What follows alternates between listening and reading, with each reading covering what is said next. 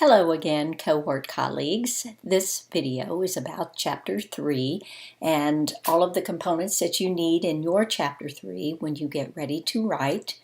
Chapter 3 is all about research methods. In fact, that is the title of this chapter, Chapter 3, Research Methods. And so you will need to help you watch this video today. Your text, the L&I text on writing a successful dissertation. We will be referencing Chapter 8, which talks about the research methods that are required in your Chapter 3, so make sure you have that as you watch the video. You will also need the example student paper, and we're going to have you start and stop the video so that you can reference this paper to see what each component in a Chapter 3 looks like. So sit back and enjoy a cup of coffee, and let's learn about Chapter 3.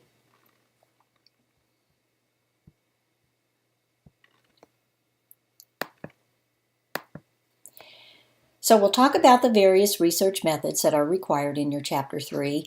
We won't spend much time on the Institutional Review Board or the IRB. I'm going to save that for a couple of weeks later in class.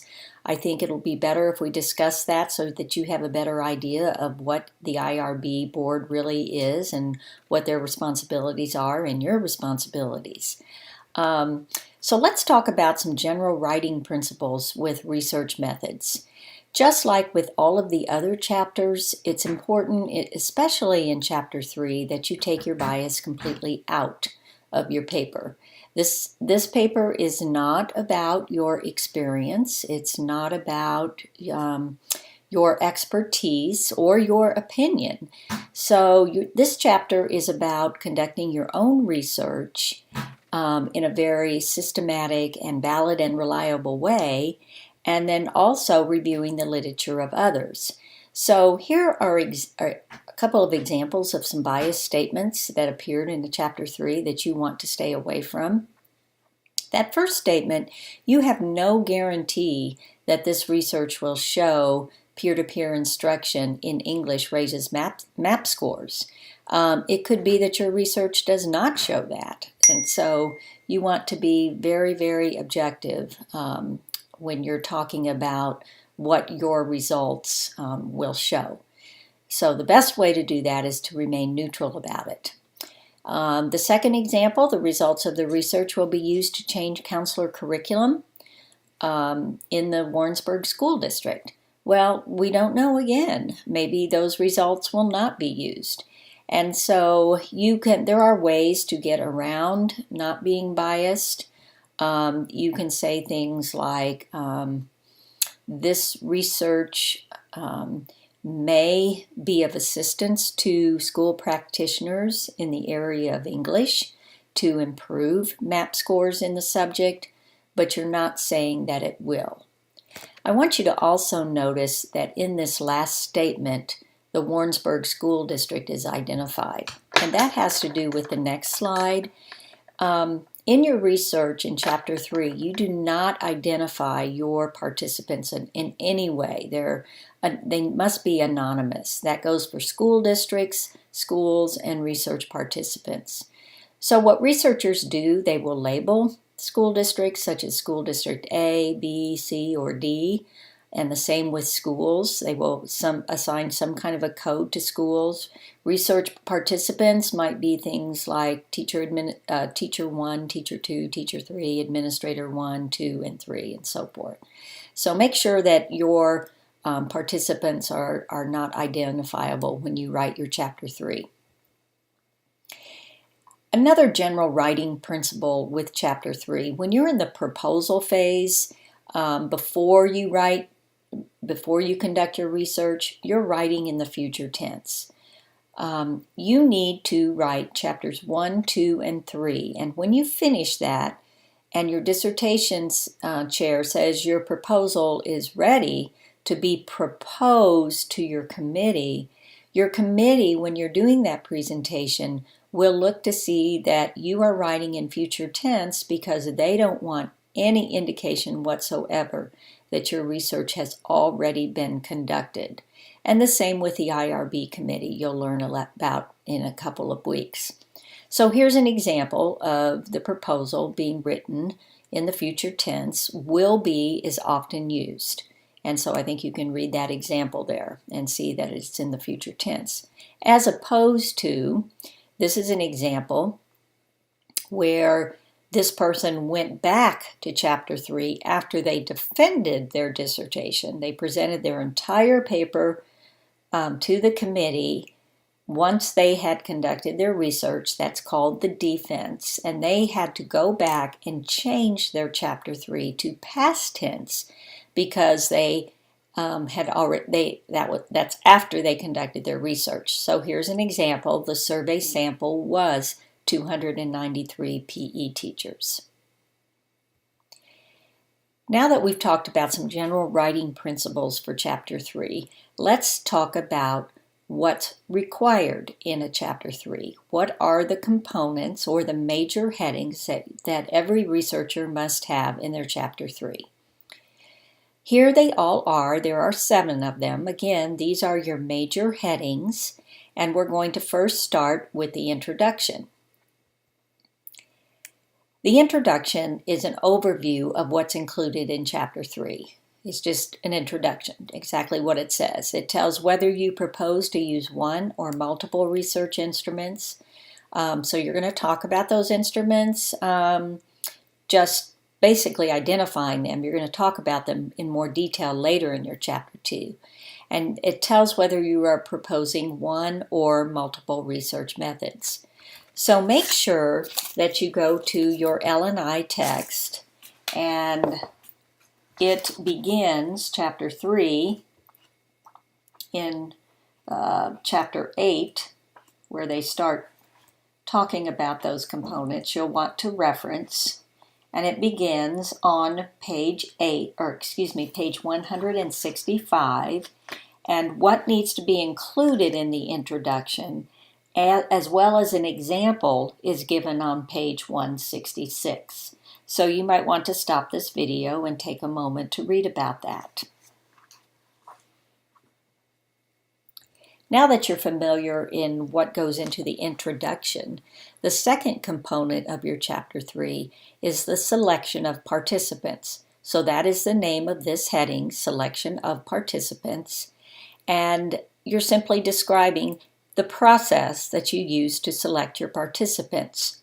So you want to ask these what, why, or you want to answer in your chapter 3 these what, why, and how questions. So you want to identify the characteristics in your research sample. You want to say why you're using those characteristics about your participants, and how will your research participants be selected. So here are some possible examples of characteristics.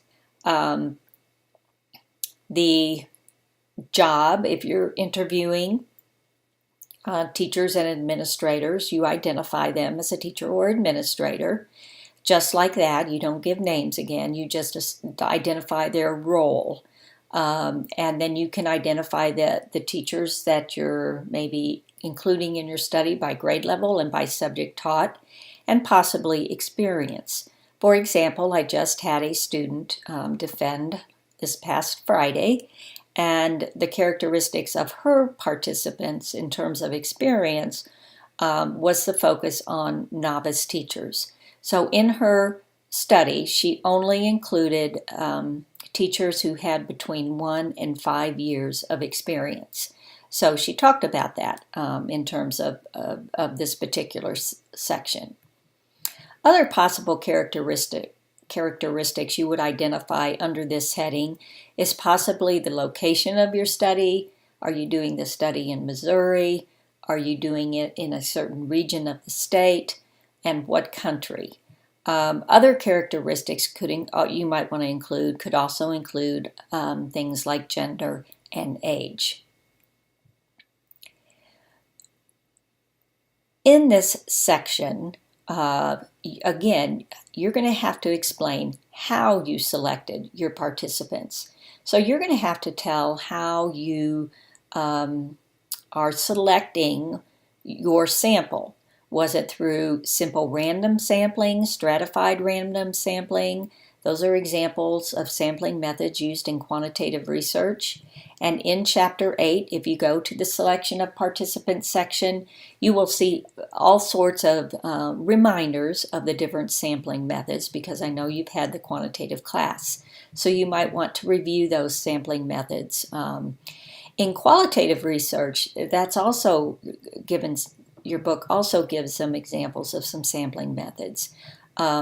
Most of the time in qualitative research, it's very purposeful in your sampling, so you will probably talk about purposive sampling, and that's talked about in your Chapter 3. And again, that all needs to be described under the selection of participants section. Again, in your Chapter 8, there's an extensive section on selection of participants. So read that over and have in mind whether your study is going to be quantitative, and read those quantitative examples. If it's qualitative, read those qualitative examples.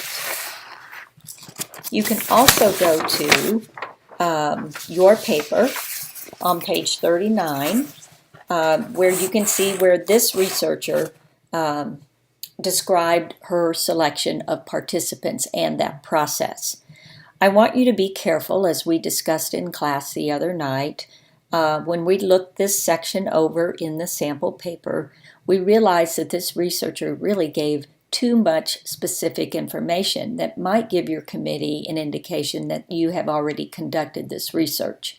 So stay away from using any kind of numbers in your selection of participants. For example, she said there are 1,582 fifth graders in the 2016-17 class being studied. Well, don't give a number. And she should have said there will be fifth graders used as participants in this study. She didn't give a number, and when she said there are, that's kind of as if the study had been conducted, because she did that in the past tense. So read that over on page 39, and don't use those specific examples of numbers. Be very broad, not specific at this point in your research. The third section of Chapter 3 is the role of the researcher. And in this section, as well as your entire paper, you're always writing in the third person. You're not using I, my's, or we's. All right, so you're saying things like the researcher chose, or this, for purposes of this study, this researcher will use. Okay, so that's writing in third person. This information is very important during the proposal phase, where you're describing the role of the researcher. The point of this section is that your committee doesn't want to see that you have any kind of a relationship to this research, and that you're totally non-biased. So here's some examples where the researcher wrote about their role in this study. Personnel working in the district where the researcher is employed will not be asked to participate in the proposed study. Or test scores used in this study will be scrubbed of all identifiers such as student name or ID number or teacher name or ID number by the district's institutional research office. So again, look on your sample paper, page 39, where this researcher described their role that they would not play in the research. So look that over in the sample paper, and then again your Chapter 8 under Research Methods gives some good examples of this as well. The next section or major heading of your Chapter 3 is called Instrumentation, and that's where you're talking about your instrument that you're going to use, and this could involve qualitative or quantitative. Or it could involve a mixed method study. For example, quantitative, this is an example of a survey that could be used that has already been developed by others and used before. That is perfectly fine. In fact, in my study, I found an instrument, a quantitative instrument, that I used to survey all superintendents and principals in Missouri. I adapted that survey, so I had to give credit to the people involved had to get permission, and had to get permission that I would also adapt it to my study because it didn't quite fit the research that I was proposing. So the advantage of using an already developed instrument is that it has already had the opportunity to establish some validity and reliability. But again, the disadvantage is it might not quite fit your research. Sometimes quantitative, you'll develop the survey yourself, and the advantage is it's tailored specifically to your research. However, the disadvantage is its validity and reliability are not established, and your chair will work with you on maybe helping a little bit with that before you actually use that instrument in your study. Just a reminder of the definition of reliability. Does that instrument measure over and over consistently whatever it was supposed to be measured? Are you getting the same reliable results every time? Validity is, did the instrument actually measure what it was intended to measure? These types of methods sound familiar to you because I know you've had the qualitative class. In this instrumentation section, if you're talking about qualitative, you'll need to choose these types of qualitative methods. Are you going to do interviews, observations, or archival data? Oftentimes, qualitative researchers, and I recommend this, is that they use more than one method to help establish validity and reliability with qualitative research. For example, you might use interviews of teachers in combination with archival data. Archival data is, and sometimes called content analysis, are paper documents that you reviewed, board policies, Board of Education minutes, curriculum guides at the district level that indicates what the written curriculum is. And a good example of that, let's say that you're going into a classroom to observe the fidelity of implementation of a math, let's just say the iReady program. And you go in, you do those observations of students, you collect that data using some kind of a rubric, you might interview teachers. You might supplement that other qualitative research with archival data. For example, a written curriculum guide would be of the math curriculum would be an excellent source to use to see if your interview results and your observation results corroborate with the written curriculum guide. In other words, is the taught curriculum a result of the written curriculum guide? Is the taught curriculum the written curriculum? So that would make it a very rich study because you're using more than one source of information to collect your data. If you choose to use interviews in your qualitative study, establish how your interview questions are relevant to your research questions under instrumentation, and present the rationale for the format you propose, such as semi-structured interview or a focus group. Here are some mixed methods options. You'll have to decide this as a researcher. Do you want to do quantitative first and then qualitative, or do you want to switch that the other way around and do qualitative research first and then quantitative? Whichever one of these options you choose, under instrumentation, you have to present the why. Why did you choose to do qualitative first, then quantitative, or vice versa? What mixed methods is not is bibliographic information about research subjects. You don't give number of years as a teacher or administrator or certifications held or number of years at a school. These can be opening questions of an interview or could be, certainly information that is not talked about under instrumentation. Make sure for instrumentation to learn more about instrumentation, go to your Chapter 8. There's an extensive section there giving examples of how instrumentation is written up for quantitative studies and examples of how instrumentation is written up for qualitative studies. So use your L&I text for a guide to help you with that section. And then also go to page 40 in the sample paper, and you'll see how that researcher wrote up her instrumentation section. It's rather lengthy. I think it's 3 pages. Yours may not be that long, but she did a nice thorough job writing that up. If you need an example of a qualitative instrumentation section in a chapter 3, again, go to your L&I text in chapter 8 and look for those examples. But you may also find one of your dissertations where it was a qualitative study. So you could go to that instrumentation section and look to see how that researcher wrote that particular section up.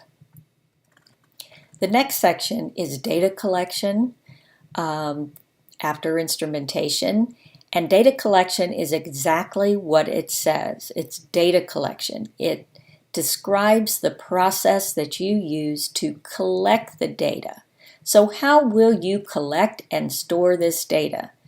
This section demonstrates that you plan to obtain your data from your research participants using established approved research protocols and procedures. It's very important that under this section with data collection, you don't talk about how the data will be analyzed. That's a whole separate section. This is simply how will you collect and store the data. You'll talk about in this section how you obtain permission from districts to include their personnel in your research population, or in this case, how you will obtain permission because you've not done that part of your research yet. So make sure you write this in the future tense. Your research request could include how the data will be used, that you will have University of IRB approval, how the data will be kept anonymous, and how the data will be stored and collected. So make sure you talk about that under data collection. If you're using human subjects in your study, talk about under data collection how you plan to contact the participants through email. Are you using some kind of SurveyMonkey or Qualtrics software? How will they be asked to participate?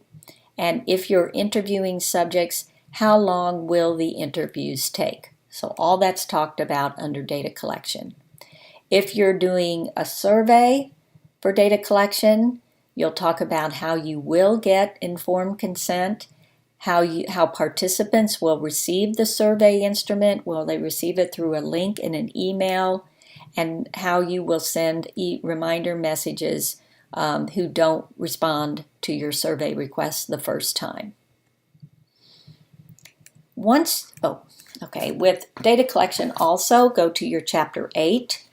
It gives excellent examples again of quantitative data collection and how that should be written up, as well as qualitative. And on page, beginning at the bottom of page 42 and continuing on page 43, the researcher in the sample paper gives a pretty good example of how she will collect the data. And it's all written in the future tense, so she did that correctly. Once you've written the data collection section, your next section is data analysis. And that's simply what it says. Data analysis is how do you plan as the researcher to analyze the data? How you propose to work with the data you collect to answer your research questions.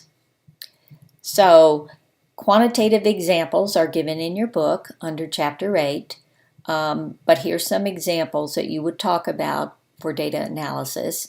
How do you plan to do the statistics necessary to answer your research questions? SPSS, are you planning on using that? Or maybe an Excel spreadsheet, or both? In my study, I could not do everything.